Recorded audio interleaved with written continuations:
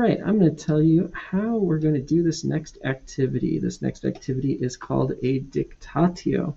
The Latin word dictatio means dictation, which means one person speaks and the other person writes.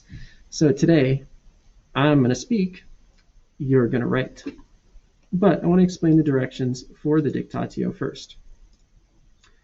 So when we do a dictatio, I'm going to read a short story. I think our story is going to be 8 sentences long, and I'm going to read each sentence 3 times aloud.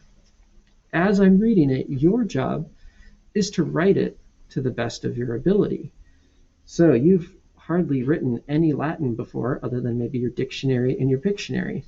So this is going to be hard. You're going to make mistakes, and that's okay. This is not an activity about getting it right. It's an activity that's about trying.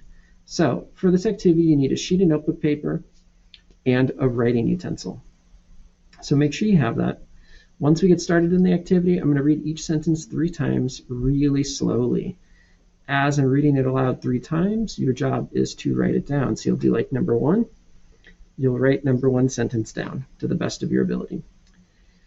Then, after I've read the sentence 3 times, I'm going to show you what the sentence looks like.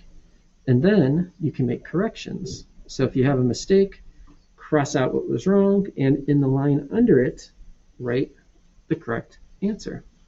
And then we're going to move on to the next sentence. So we'll do all 8 sentences like that. We're going to use some videos and pictures to kind of illustrate what's going on. And the whole point here is just to do your best, to make corrections when you make mistakes, and write out the whole story. That's it. So you're going to do this on a separate sheet of paper, and you can click on the next video, and that next video will have kind of the rest of it for you. All right, I hope that makes sense.